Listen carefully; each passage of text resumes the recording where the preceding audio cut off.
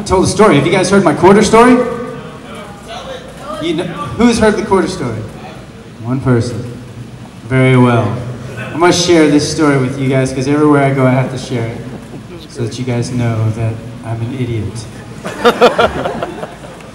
Alright, so this is a totally true story. Alright, so you know when you exit an off-ramp, right, off of a freeway, and there's like there'd be like a light there and there's an overpass. Can you imagine that? Okay, so this is it, right? So I have to take the freeway to get to work all the time, so I'm coming back home. Every time I came home from work, or even going, like when I exit that off-ramp to go home, on that, where that light is on that corner before making a left going under the overpass, that's weird to say, and there's always like some homeless guy there. There's always some homeless guy there asking for money, but I'm in my car usually, you know, at the light, and I'm like, I don't want to give him money because I feel weird, seatbelt on, they could jack me, right? And can't really move, defend myself, so I never gave money while in my car in the corner. But this one day, I pull up, I exit the off-ramp, and then it's like 4 or 5 cars in front of me. It's a red light. It's like from me here to about the exit sign, right? So it's about that distance. And behind me pulls up this monster truck. And all I see are just tires and a tinted window, and I can feel the vibrations of the monster truck. You know, it's like, right? I can just feel that.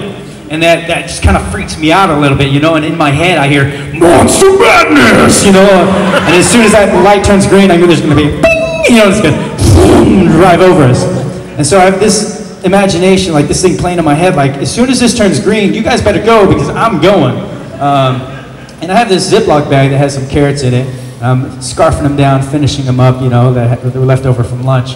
And I look over expecting to see some homeless guy on the corner again.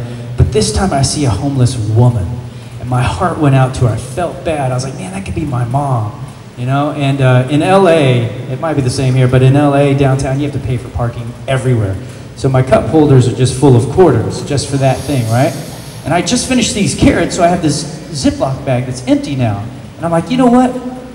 I've never done this before, but I'm gonna give her all these quarters. So I scoop up all these quarters, take them all out of the cup holder, put them in the Ziploc bag, and I'm like, dude, this is like 2 or 3 pounds worth of quarters.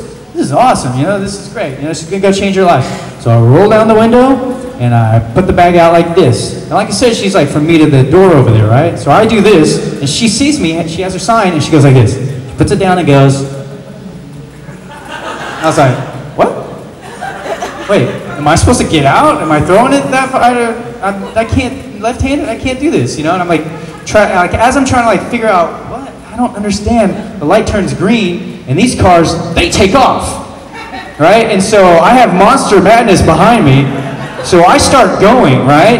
And so I'm driving towards her with my arm out like this, and I'm like, wait a second, how's this exchange gonna happen? No, because now this guy's like right on top of me, so if I stop to give it to her, he's going over me. And so I'm starting to freak out, and I don't know, like, what if, like, I can't just like throw it into her gut, and she's gonna be like, I'm good, you know, like a football player, or if she hangs on to it too long, I'm gonna pull her under the car, or if I hold on to it too long, I'm gonna get pulled out of the car and die. So I'm like freaking out, and I don't know what to do. This is all like 2 seconds. And then I'm like, Johnny, you're a martial artist. Just focus. That's it. Gracefully land into her hand. Right? So there I am, 2 3-pound bag of quarters going 20, 30 miles an hour, approaching this homeless woman. And I go, now. And I release. And if you've ever been in an accident, time slows down. So there I am, I release, time slows down, and I watch as this 2 or 3-pound bag of quarters flies in the air. All in slow motion. Just a heavy 2 or 3-pound bag of quarters, 20 to 30 miles an hour, flies in the air and smacks her in the face. The bag rips open and quarters fall glistening in the sunlight. And the only thing I could do, my one reaction was this: no!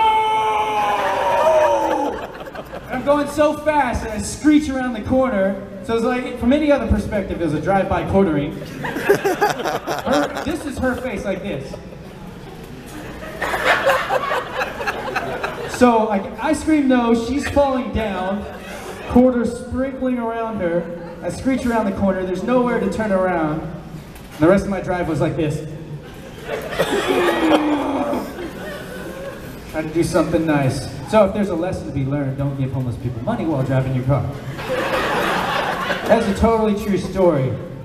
Now, like I said before, there's always been a homeless guy standing on that corner. Always, every single day there. After that day, I'm not even lying to you. There's never been a homeless person there again.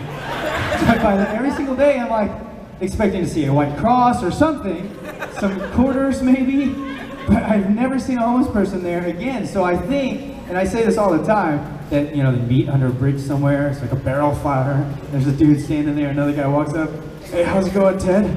Hey, where's Sally? And the guy's like, you didn't hear? She's dead. Some guy killed her with quarters. It was just enough to bury her. Yeah, so